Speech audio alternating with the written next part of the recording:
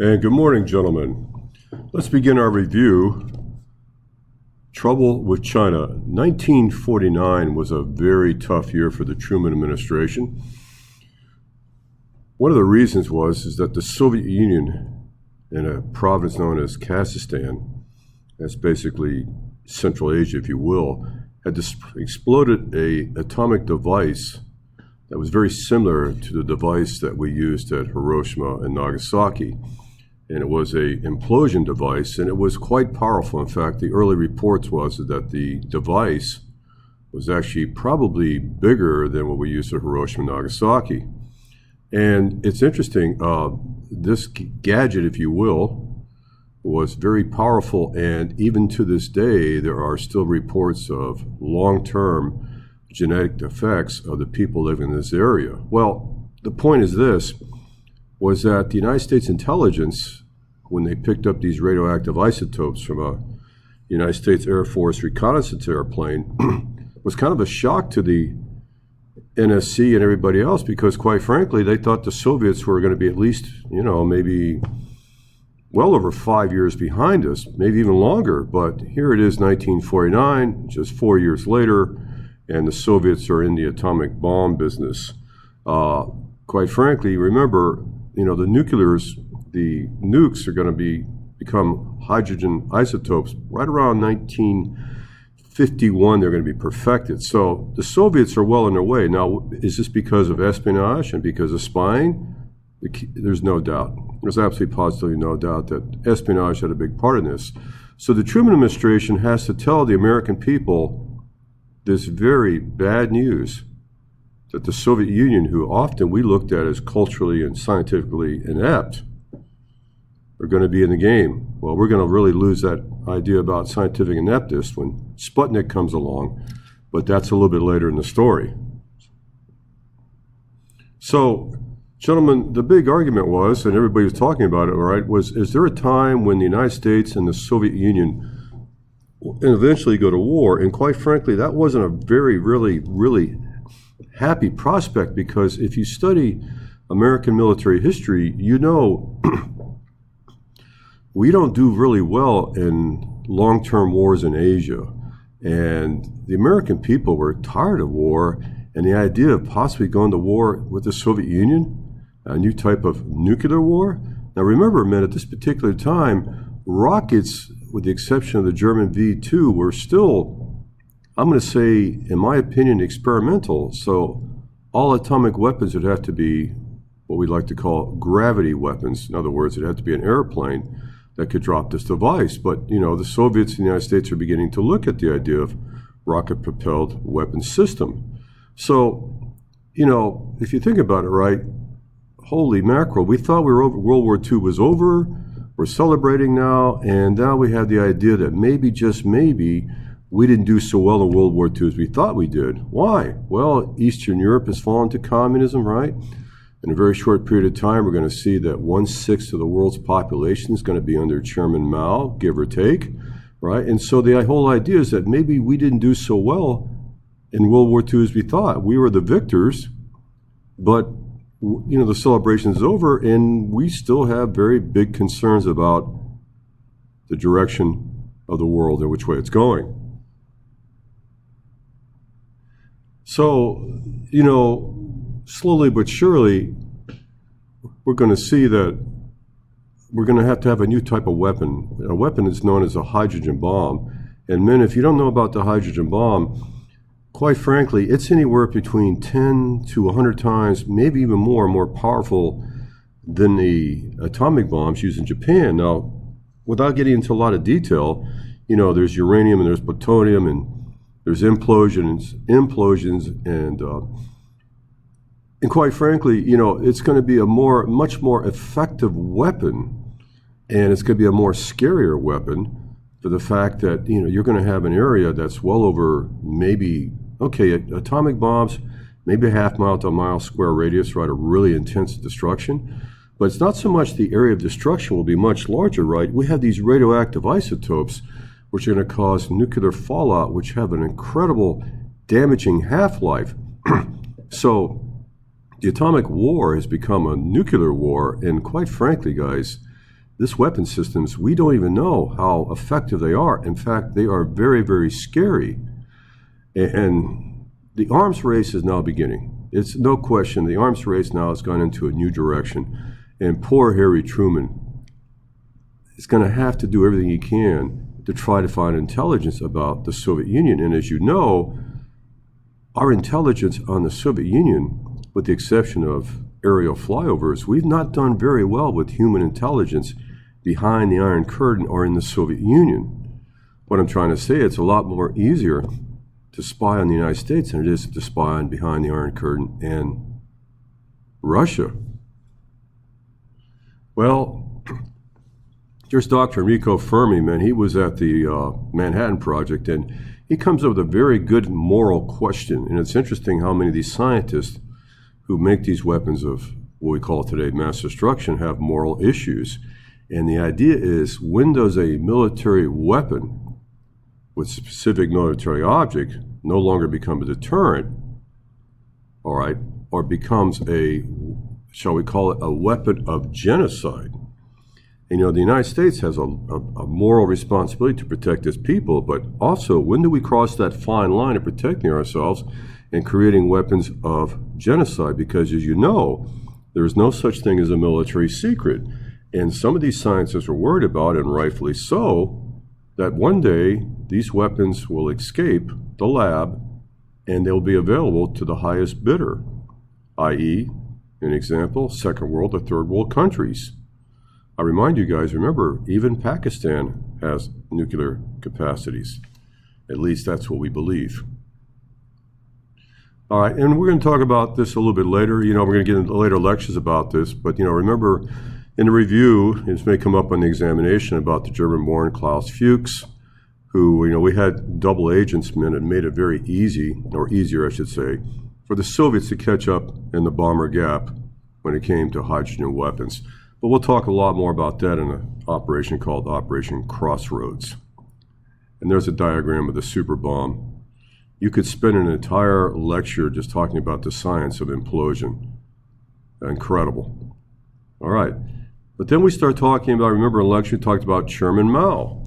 Chairman Mao is an interesting character. In fact, he's one of the most dynamic individuals of the 20th century. Now, when I say dynamic, I'm not saying think that he was an agent of good.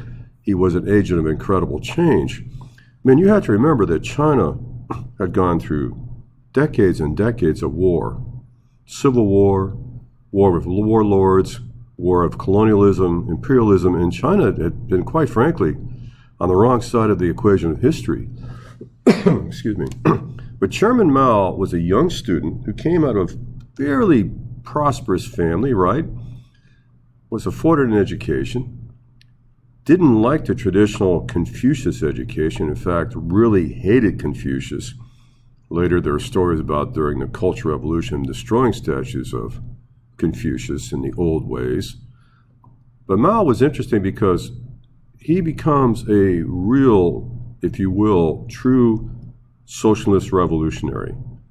There are arguments about Stalin not being a real communist, and a lot of people talk about Mao, right? But Mao probably came, in my opinion, closer to the idea of the socialist state more than anyone else we talked about so far. Now, growing up, Mao's nickname was the Little Pepper because he had a very strong opinions about things, and he had a very, very strong opinion about socialism and the way China should go. And quite frankly, he had a little bit of an anger problem here. Now, you know, when he decides to get involved in the politics, unfortunately, he's going to buck up against Japan. And as you know, Japan's going to have a long history of wanting to take Manchuria and other parts of China because, quite frankly, Manchuria was the, if you will, the most potentially lucrative part of China because of all the minerals, especially iron ore. And so Mao's going to find himself not only fighting people that are against communism like Chiang and the nationalists, he's going to end up in a war with the Japanese. And during that war, he's going to learn a lot. As a matter of fact, he's going to learn to use many of the philosophies of the great writings of Sun Tzu to fight guerrilla warfare. In fact, his treaties on guerrilla warfare will be studied by Che Guevara, Ho Chi Minh, General Giap, and others. And quite frankly, using guerrilla warfare against the Japanese in Asia was very effective. You know, the Japanese really thought they were going to be in Asia for a short period of time, and it ended up being a mess because at any given time, there were over 300,000 Japanese troops trying to tie the Chinese down. Can you imagine what would have happened to the American Pacific War if 300,000 Chinese were allowed to leave China and fight in places like Guadalcanal, Guam, Iwo Jima? Think about it, right? Well, gents, as we talked about in this civil war against the nationalists, Chiang, the traditional government of China, if you will, remember, Chiang was America's ally. Madam Chiang, FDR, General Chiang, they were America's #1 ally, and we had a big part in keeping China in World War II. But in that civil war, it became very evident that if the Chinese didn't stop fighting against the nationalists, that Japan would win that war, and that would change the entire dynamic of the Pacific War.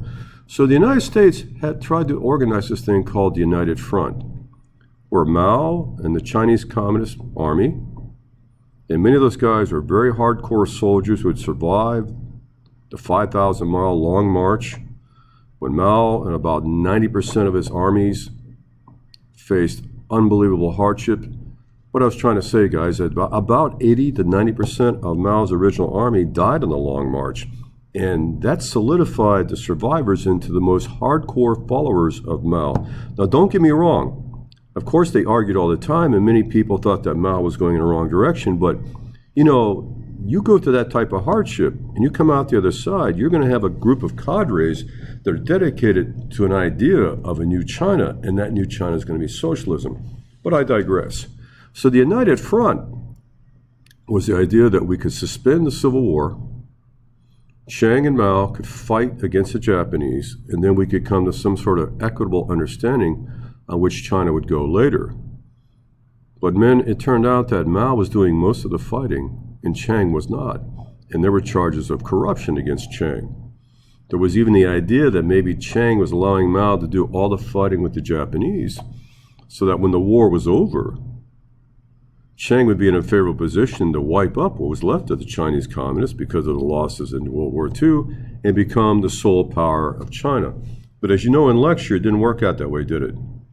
After a long and brutal civil war in 1949, Mao came forth victoriously, chased Chiang and the nationalists into the island of Formosa. Most people in there prefer to call it Taiwan, because Formosa reminds them of the Portuguese colonial days, so maybe the World War II books you read say Formosa, but we prefer the word Taiwan. Okay, all right. Gentlemen, interesting fact, which will probably be in the examination. A lot of Christians really felt it was their moral obligation to support General Chiang. We see him sitting there right there next to FDR and Churchill, Madam Chiang, because Chiang was a openly, shall we say, man of God. And I'm not talking Confucius and things of that nature. I'm not talking Taoism per se. I'm talking he was very favorable, from my understandings, of allowing Christian missionaries and Christianity to come to China. And he really felt that he had an obligation to help the American churches establish Christianity in his China.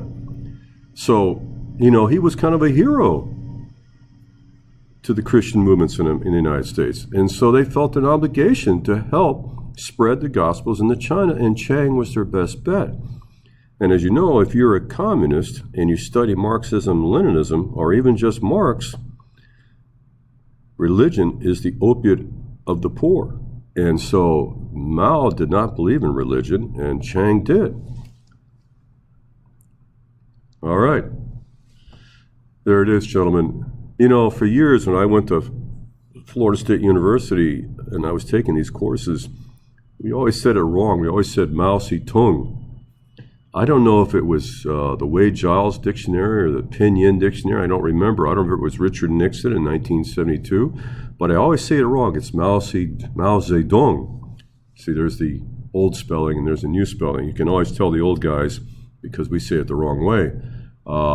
Time Life magazine by Henry Luce, Time magazine, right, used to do some pretty good reporting about this enigmatic, mysterious man. But one thing is for sure, we learned about the Iron Curtain, but men, there was a bamboo curtain. And the bamboo curtain was basically when China is going to shut down its borders, push out all Europeans and Americans, all churches will be closed down to the best of my knowledge, the stories I've read, persecution of the church and others, and they're going to have literally an intelligence blackout.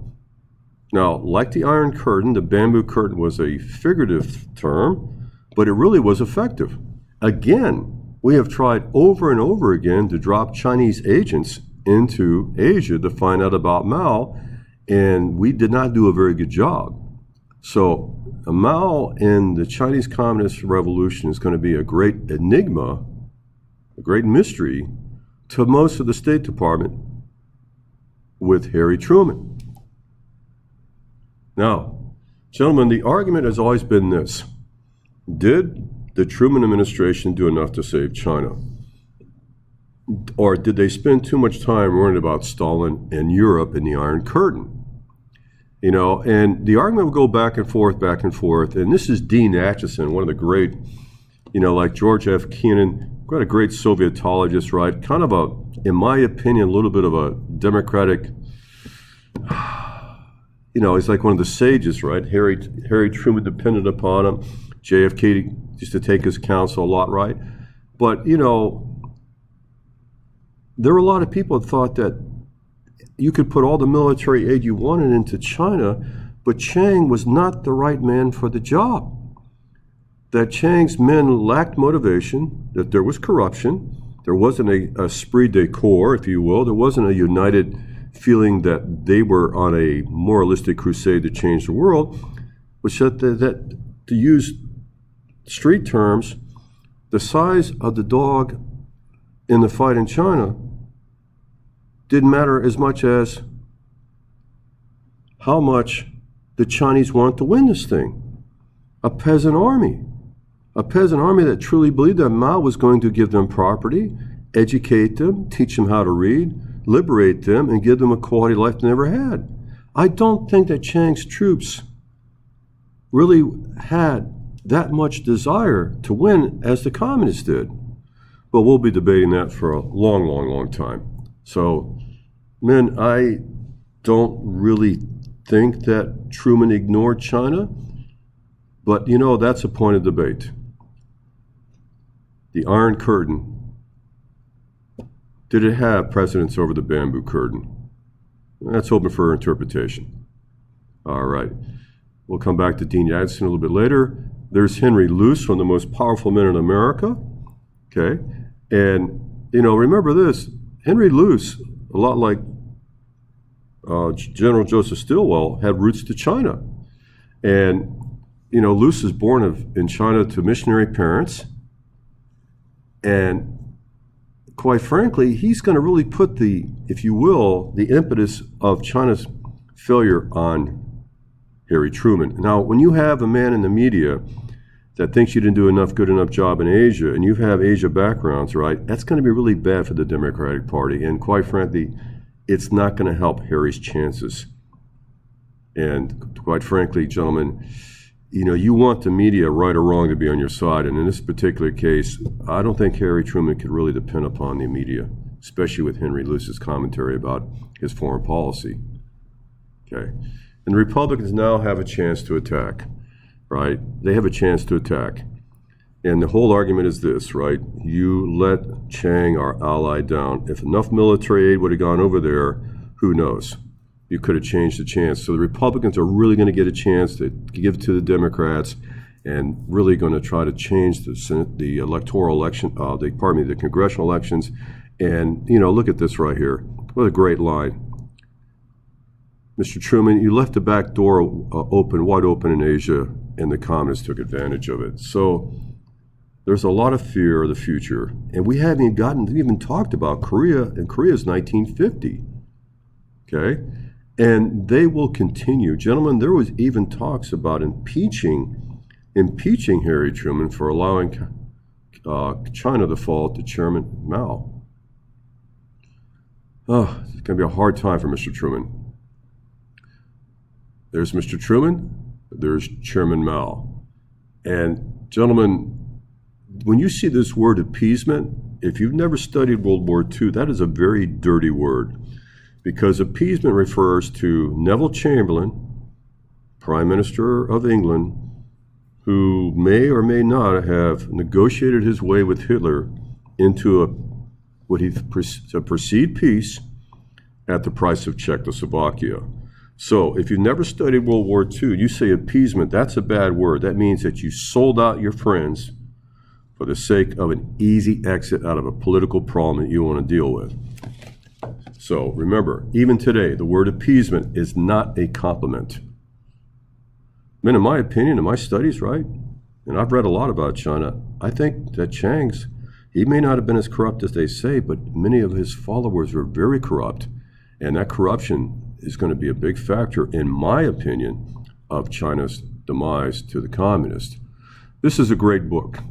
I recommend this book to anybody who wants to read about China, especially from a diplomatic point of view. James Lilly does an amazing job. This is my favorite book on foreign policy in China. And there's this idea of the China hands. And the China hands are a group of State Department people, some intelligence people, one or two generals, a group of people that believe that the most pragmatic solution to this issue is to sit down and deal with Mao. Accept the fact that Mao will win the Civil War. Accept the fact that this is going to be a major player in the Cold War, and that we cannot vilify Mao, that we need to find a way, if you will, for diplomatic reasons, to become, shall we say, at least on a talking level with Mao. I don't want to use the word ally, but there's even a suggestion maybe in the future we could use China as an ally against the Soviet Union. But the idea that you can ignore Mao will be political suicide. And you know what? Anybody in the China hands, in the State Department, the Foreign Service, if you said, quite frankly, I think you should sit down and talk to Mao or try to find some way to deal with the Chinese communists, you are going to be persona non gratis.